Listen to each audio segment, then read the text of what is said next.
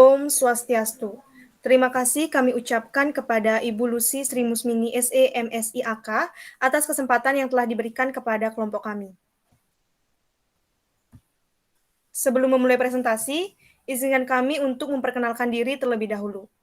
Perkenalkan, nama saya Kadek Diana Duyanti dengan NIM 2017-05-1007 dan rekan-rekan saya, Maderina Sulistiasari dengan NIM 2017-05-1009, Komang Puri Arliani dengan NIM 2017-05-1020, dan Ketut Laksmi Ari Utami dengan NIM 2017-05-1026. Pada kesempatan kali ini, kami dari kelompok 5 akan membahas materi mengenai Total Quality Management. Adapun submateri yang akan kita bahas, yang pertama adalah pengertian dari Total Quality Management.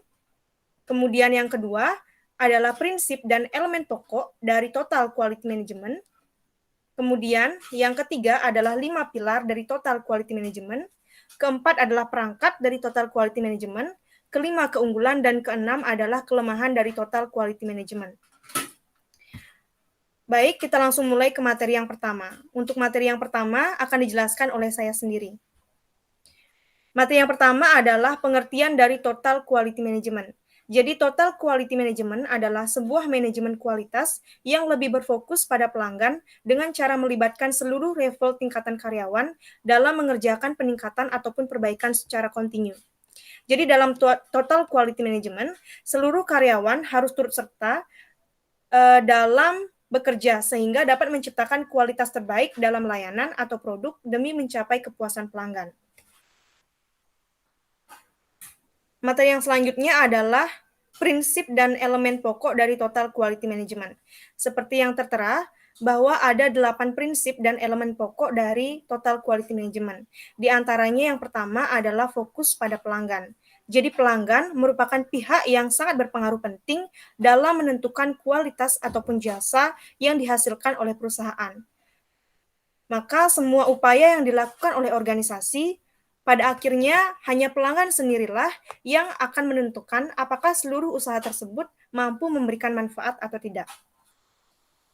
Kemudian yang kedua adalah keterlibatan karyawan. Peran aktif dari karyawan mampu mendukung perusahaan dalam melakukan peningkatan proses dan kualitas serta secara kontinu atau berkesinambungan sehingga mampu menciptakan produk atau layanan terbaik bagi para pelanggannya.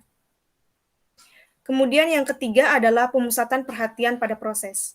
Dalam hal ini, proses merupakan serangkaian langkah yang diawali dari penerimaan input dari pihak supplier, kemudian mengubahnya menjadi output yang akan dikirimkan ke pelanggan. Yang keempat adalah sistem yang terintegrasi. Dalam suatu organisasi, diperlukan suatu sistem yang terintegrasi dengan baik agar setiap visi, misi, strategi, kebijakan, dan tujuan dari perusahaan bisa disalurkan dengan baik dan jelas pada seluruh karyawan. Yang kelima adalah pendekatan strategis dan sistematis. Pendekatan strategis dan sistematis diperlukan untuk mencapai seluruh visi, misi, dan tujuan dari perusahaan. Biasanya proses ini disebut dengan perencanaan strategi atau manajemen strategi, yang melakukan perumusan rencana strategis dalam mengintegrasikan mutu sebagai komponen inti. Keenam adalah peningkatan secara kontinu. Peningkatan yang dilakukan secara kontinu akan mampu mendorong perusahaan dalam melakukan analisa dan mendorong kreativitas sehingga perusahaan menjadi lebih kompetitif dan efektif dalam memenuhi harapan dari stakeholder. Kemudian yang ketujuh adalah pengambilan keputusan berdasarkan fakta. Untuk mengetahui seberapa baik kinerja dari suatu perusahaan, maka diperlukan data tentang ukuran kinerja. Total Quality Management mengharuskan pihak perusahaan untuk mengumpulkan dan melakukan analisa data secara kontinu agar seluruh keputusan atau kebijakan yang diambil perusahaan benar-benar tepat dan akurat. Kemudian yang ke-8 adalah komunikasi. Komunikasi yang efektif memainkan peran yang sangat besar dalam menjaga moral dan memotivasi karyawan. Komunikasi ini dapat melibatkan strategi, metode, dan ketepatan waktu. Baik, sekian materi yang bisa saya sampaikan. Untuk selanjutnya akan dilanjutkan oleh rekan saya. Terima kasih. Baik, terima kasih atas waktunya. Jadi di sini saya akan melanjutkan mengenai membahas materi 5 pilar Total Quality Management. Keberhasilan menerapkan manajemen kualitas ditentukan pula oleh 5 faktor utama yang selanjutnya menjadi 5 pilar dalam Total Quality Management. Nah, jadi 5 pilar ini yang pertama yaitu produk. Barang atau jasa merupakan titik fokus pencapaian tujuan organisasi. Lalu pilar yang kedua yaitu proses. Produk atau jasa yang berkualitas tidak mungkin dicapai tanpa kualitas proses itu sendiri. Lalu yang ketiga, organisasi. Kualitas proses tidak mungkin dicapai tanpa ada organisasi yang tepat. Lalu yang keempat, kepemimpinan. Organisasi yang tepat tidak ada artinya tanpa pemimpin yang memadai. Lalu yang kelima yakni komitmen. Tidak mungkin keempat faktor yang lain dapat berhasil tanpa komitmen. Nah, pada era globalisasi sekarang ini, agar perusahaan dapat berkembang dan bisa bertahan, perusahaan harus mampu menghasilkan produk barang dan jasa dengan mutu yang lebih baik, harga yang lebih murah, promosi lebih efektif, penyerahan barang ke konsumen lebih cepat, serta dengan pelayanan yang lebih baik apabila dibandingkan dengan para pesaingnya. Baik, saya lanjutkan dengan materi mengenai metode pada Total Quality Management.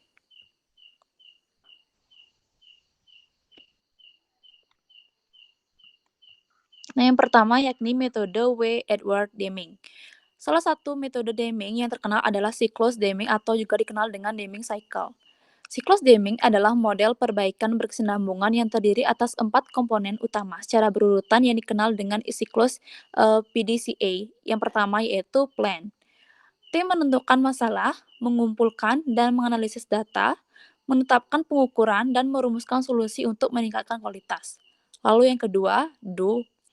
Tim mengimplementasikan proses baru dan menguji hasilnya terhadap hasil yang diharapkan dari Total Quality Management itu sendiri. Lalu yang ketiga, Check. Tim mengukur keefektifan dan melakukan penyesuaian untuk memperbaiki proses kualitas baru sampai hasil yang diinginkan tercapai. Lalu yang keempat, Act. Proses perbaikan yang baru diterapkan.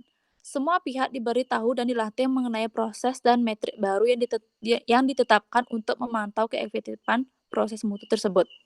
Lalu metode yang kedua, yakni metode Joseph M. Juran. Juran mendefinisikan kualitas sebagai sesuatu yang cocok atau sesuai untuk digunakan. Artinya, suatu barang atau jasa harus dapat memenuhi apa yang diharapkan oleh para pemakainya. Kontribusi Juran yang paling terkenal adalah Juran's Basic Step to Progress, yang terdiri dari 3 langkah. Yang pertama yaitu mencapai perbaikan terstruktur atas dasar berkesinambungan yang dikombinasikan dengan dedikasi dan keadaan yang mendesak. Lalu yang kedua, mengadakan program pelatihan secara luas, serta yang terakhir yaitu membantu komitmen dan kepemimpinan pada tingkat manajemen yang lebih tinggi. Baik, sekian dapat saya sampaikan. Untuk materi yang selanjutnya akan dijelaskan oleh rekan saya. Baik, selanjutnya di sini saya akan menjelaskan materi mengenai metode pada Total Quality Management, yaitu metode yang ketiga, yaitu metode menurut Philip D. Crosby. Pandangan-pandangan Crosby dirangkumnya dalam ringkasan yang ia sebut sebagai dalil-dalil manajemen kualitas, yaitu yang pertama, definisi kualitas adalah sama dengan persyaratan. Kurang sedikit saja dari persyaratan, maka satu barang atau jasa dikatakan tidak berkualitas. Lalu yang kedua, sistem kualitas adalah pencegahan. Di dalam proses kerja internal sendiri ada 4 kendali input di mana proses pencegahan dilakukan, yaitu yang pertama pada fasilitas dan perlengkapan, yang kedua pelatihan dan pengetahuan, yang ketiga prosedur, pedoman atau manual operasi standar, dan pedoman standar kualitas. Lalu yang ketiga terdapat kerusakan nol atau zero effect merupakan standar kinerja yang harus digunakan. Crosby mengajukan konsep kerusakan nol yang menurutnya dapat tercapai bila perusahaan melakukan sesuatu dengan benar sejak awal proses dan setiap kali proses. Lalu yang keempat ialah ukuran kualitas adalah price of non-conformance. Kualitas harus merupakan sesuatu yang dapat diukur. Biaya untuk menghasilkan kualitas juga harus terukur. Price of non-conformance atau PONC adalah biaya yang harus dikeluarkan karena melakukan kesalahan. Next. Materi selanjutnya ialah perangkat dari Total Quality Management, yaitu yang pertama, lembar periksa. Lembar periksa merupakan suatu formulir yang dirancang untuk mencatat data. Lalu yang kedua, histogram merupakan alat yang menggambarkan penyebaran distribusi frekuensi, yaitu pengaturan data berdasarkan magnitude berupa grafik balok. Balok-balok yang terdapat dalam histogram dihasilkan dari persamaan sudut yang memberikan jumlah kelas-kelas data yang terdapat dalam grafik histogram. Setelah kita mendapatkan perkiraan jumlah kelas, dapat diperoleh interval kelas dengan membagi range data dengan jumlah kelas yang diperoleh. Yang ketiga, Statistical Process Control atau SPC adalah seperangkat alat pemecahan masalah yang baik, berguna dalam mencapai stabilitas proses dan memperbaiki kapabilitas melalui pengurangan variabilitas. Lalu yang ketiga, terdapat diagram sebar merupakan diagram yang menunjukkan hubungan antara dua pengukuran.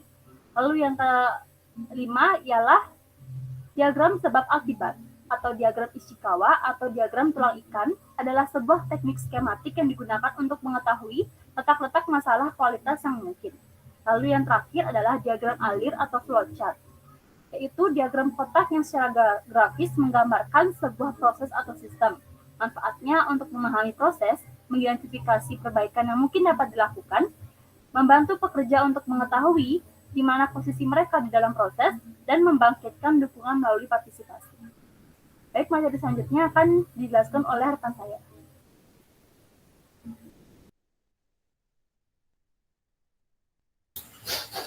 Baik, materi yang selanjutnya adalah keunggulan dalam pengimplementasian TQM. Jadi, manfaat yang bisa dirasakan setelah mengimplementasikan TQM yang pertama adalah penghematan biaya. Dengan pengimplementasian TQM secara konsisten, mampu mengurangi seluruh biaya perusahaan. TQM akan memungkinkan perusahaan dalam meningkatkan keuntungan yang mewujudkan, karena pengurangan biaya ini akan mengalir langsung pada laba bottom line tanpa harus mengeluarkan biaya tambahan.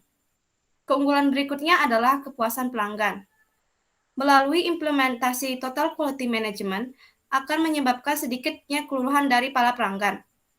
Hal ini karena perusahaan mempunyai produk ataupun layanan yang lebih baik daripada kompetitor lain, dan interaksi pada pelanggan juga akan cenderung bebas dari kesalahan.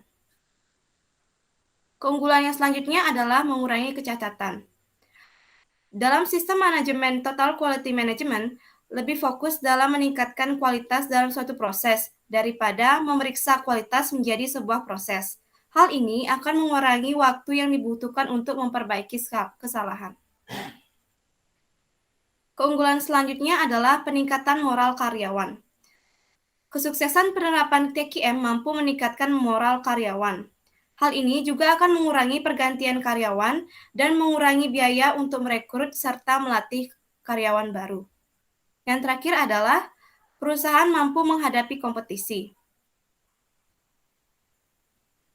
TQM membantu perusahaan memahami tingkat persaingan dan mengembangkan strategi efektif dalam menghadapi suatu kompetisi dagang. Kelangsungan hidup organisasi adalah masalah yang sangat penting yang harus diperhatikan di tengah kompetisi dagang yang ketat. Baik, selanjutnya. Selanjutnya adalah kelemahan dalam pengimplementasian TQM. Kelemahan yang pertama adalah kualitas merupakan aktivitas sampingan, di mana kualitas sering merupakan dianggap sebagai aktivitas sampingan yang terpisah dari isi kunci dari strategi usaha dan kinerja. Selanjutnya, TQM merupakan aktivitas yang bersifat hanya dalam departemen di banyak perusahaan. Jadi masing-masing departemen mempunyai kebijakannya sendiri, sehingga TQM ini tidak mencakup keseluruhan organisasi. Selanjutnya, pada banyak organisasi, kualitas dirasakan bersifat kontemporer.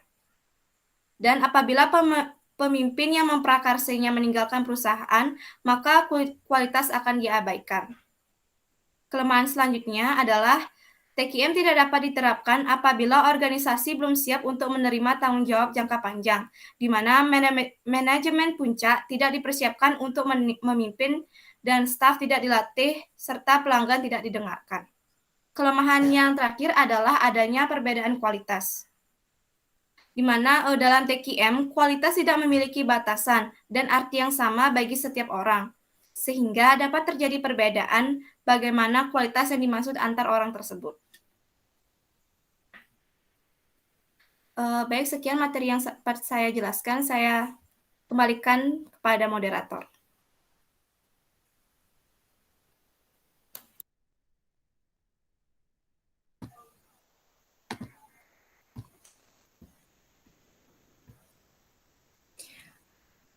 Baik, demikianlah materi yang bisa kami sampaikan.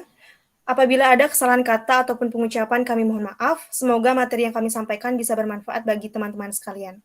Untuk itu, kami tutup presentasi hari ini dengan Paramasanti. Om Santi Santi Santi Om. Terima kasih.